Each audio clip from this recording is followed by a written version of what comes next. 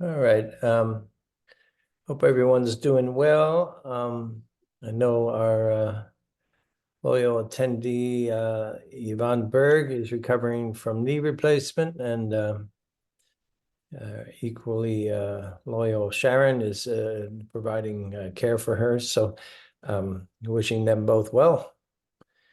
And I heard this morning that Patty Markin has a ruptured disc and is having issues getting around. So thinking of her too.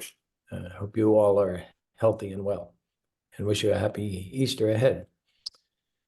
Anybody have any questions or things they want to share with the group here before I get into my topics?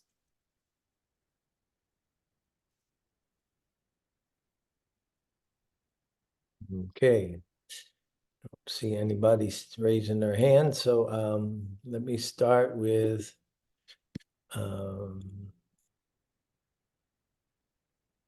this was a issue we talked about last week, was the lease rental commission agreement. So we were doing a one-off lease placement, finding a tenant for a space that had no listing. So this is the form that gets used in that case. It's a lease rental commission agreement.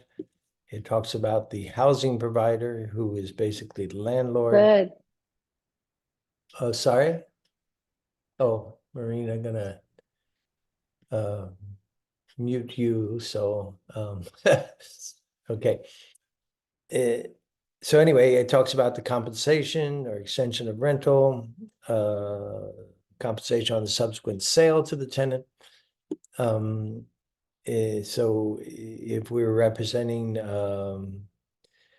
a tenant or the housing provider, and we're bringing a tenant into the property and want to be compensated, if that tenant buys the property, then we would check that box and put in a percentage there. And then it gets signed by everybody. The reason this came up last week was that our agent was representing a property and an owner, a housing provider in these terms, with a lease. A tenant approached, and then they said, well, I have an agent. We weren't offering any compensation to a cooperating agent. So the agent was going to be paid directly by the tenant, which they had agreed to, and which was fine. But the agent then provided us with this form to sign, and we sent it back to them and said, no, this gets signed between the tenant and you, the broker. We don't need it as what we're representing the housing provider. So it could be used for one or both, one or other or both. It just depends on the circumstances. Any questions on that? Okay. We have an agent who called me last week and said that her buyer wanted to make an offer on a property, and the seller had inspections done, and there was an inspection package, and the buyer had read it, and so they wanted to make a non-contingent offer. But they did, based on the seller's inspections, want to have some repairs done. So the question was, should the agent do a request for repairs in our form at the time they present the RPA? So my response was this. Our policy is to encourage buyers to get inspections, even if the seller provides an inspection package. We've had occasions where the seller's inspectors missed something, and the buyer came back to us complaining that we allowed them to make a non-contingent offer. and they were stuck with the repairs that the seller's inspector had missed. So if your buyer wants to do this, please document via email that you recommended a contingency period for buyer's inspections, and they decided not to do that. They still want to proceed. With regards to the repairs they want, you can write the repair request as part of the RPA or in an addendum to the RPA. It doesn't need to be in an RR form. So any questions on how that worked out?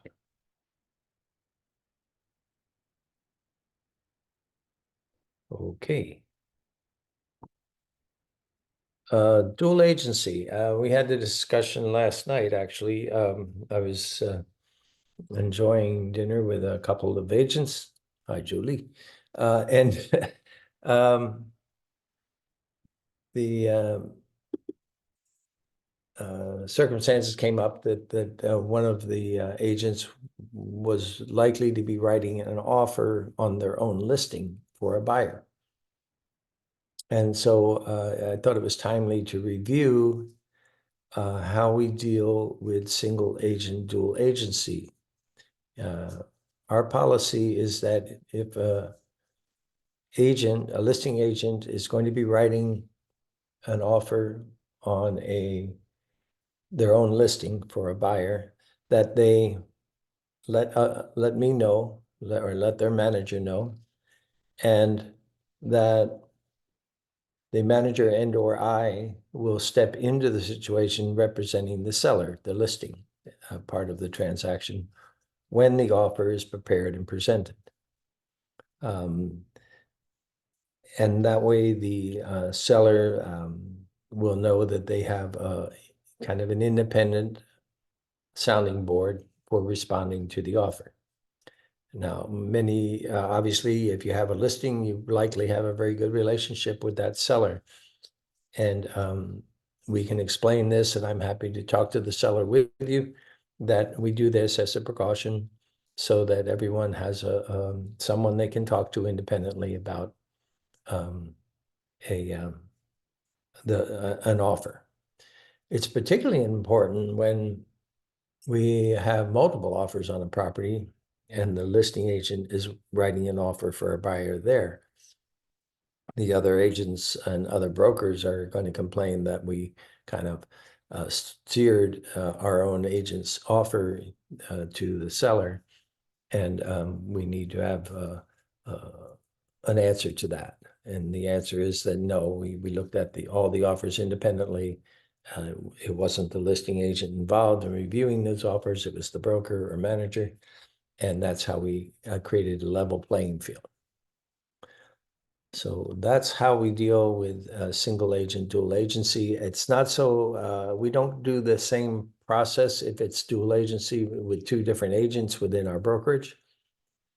In that case, even though it's dual agency, we do have two separate parties representing the buyer and the seller. Sometimes agents will have co-listings with another agent and from our brokerage and from their office. They'll be sharing a listing, and a buyer comes along, and one of them takes the buyer and one of them takes the sellers through the negotiations, even though they're both co-listing agents, and that's okay too. We just want to make sure that the seller and the buyer have separate sounding boards for evaluating their offers and their responses. Any questions about that?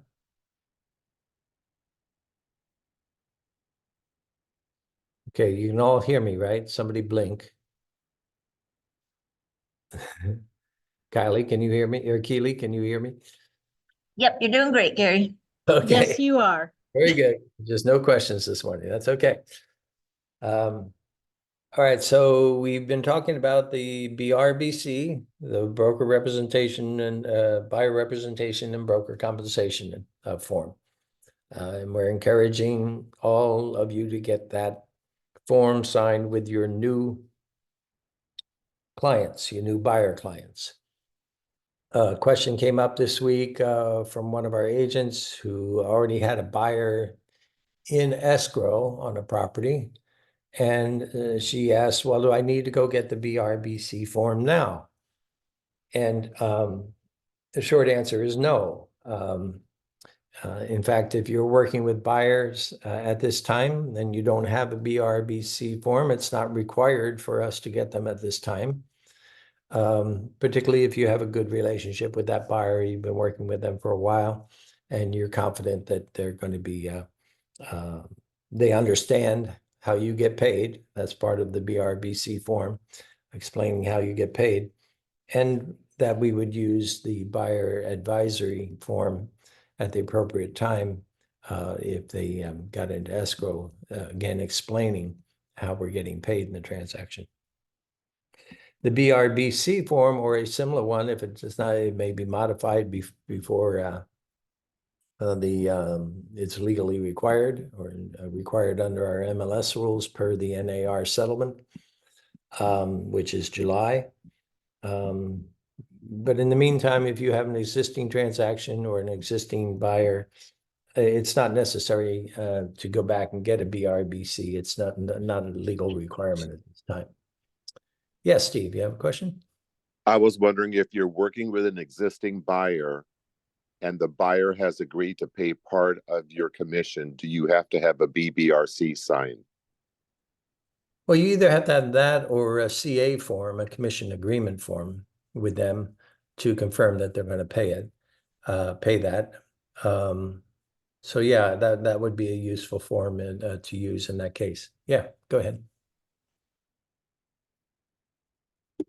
Steve, you got additional question? No, that answered my question. Thank you very much. Okay, yeah, great. The BR, remember under the future rules, and it's probably a good practice now, that if you do have a BRBC and it says that the buyer is going to pay you, say, 2.5%, and you're working on the listing that's offering us 3% in the MLS, the future rule would be that we can't accept more than we have in the BRBC. So that extra 0.5% would either go back to the listing agent or to the seller, depending on what the listing agent wants to do with it. But we couldn't take the 3% when we have a BRBC that says we're going to accept 2.5%. Okay. All right. And I have one more thing I want to cover, and I think I spoke about this. We may even have looked at it last week, but it came up again. Let me go back here. It's the AOAA form, the assignment of agreement addendum.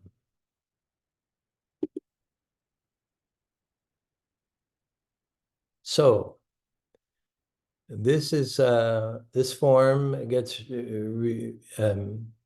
used when, and there's 3 circumstances here. Remember, it describes the property buyer and seller. And then there's 3 instances when it would be used under paragraph 1 here. It's used for a partial or total assignment. 1A is a partial assignment, and that would be adding a buyer. So pretty frequently we'll see a buyer get into escrow, and then they need a co-signer. They're going to bring someone else into the transaction, and that would be a partial assignment. That would be 1A. Then there's 1B, a total assignment, where the whole new buyers replaces all the original buyers. And that happens very, very rarely. And then 1C is another assignment where one buyer is replaced and at least one of the original buyers is remaining, or you're deleting a buyer. So sometimes we have a circumstance where a couple is going into escrow to buy a property. One of the pair in the couple has kind of questionable credit, and then they're having trouble with their loan. So they want to change the application, so it's just in one party's name. So we're gonna delete one of the two buyers. And that would be used now, and poor Tom Tallman's gone goodbye. So those are the three circumstances where this would be this form will be used. It's important to use this because this language about all the prior documents, the parties are acknowledging that they've read all the prior documents and they've read them and agreed to them. And that they're going to initial and return all the prior documents. And if there's consideration, again, this very rarely happens. I can't recall it happening in the last 20 years, or a contract was assigned and a fee was paid to the assignee to do so, or the assignor. No, I guess it's the assignee. Buyer has received or will receive consideration from the assignee. Yeah, so and we would have to check that. That's very, very rare. Sometimes in commercial transactions that might happen. And 3B, buyers not received any monetary consideration, so that would be the box you want to check. And then this assignment, because it's not a pre-approved in the RPA as a wholly owned entity or relative of the buyer, would need the seller's signature. So if it is a wholly owned entity owned by the buyer, then that's covered in the RPA, that's allowed without the seller's approval. But otherwise, the buyer signs this, the assignee, the person coming into the transaction, and the seller all have to sign it. It's a good form, very complete. Okay, any questions on that?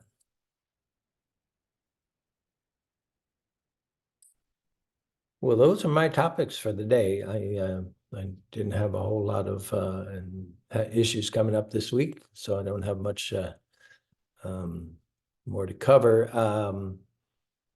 Monday, we will have the broker risk management webinar, deep dive into the BRBC, the broker, the buyer representative agreement. I'm sure they'll be talking about the impact of the NAR settlement and on that form and the use of that form, how they expect it to be used, and how we can best explain it to our buyer clients. So if you haven't yet signed up for that webinar and you need to, just drop me a note and I'll send you the link, but I've sent it out numerous times. You should have seen it by now. And I am up in Eureka, and I'll be in the office Monday morning to put this on the big screen, and we'll watch it up there here in Eureka. Any questions? We'll have a short meeting today and get off to our business, and enjoy the weekend and Easter ahead, and maybe I'll see you on Monday. Take care, everybody. Thanks, Gary. Mm-hmm.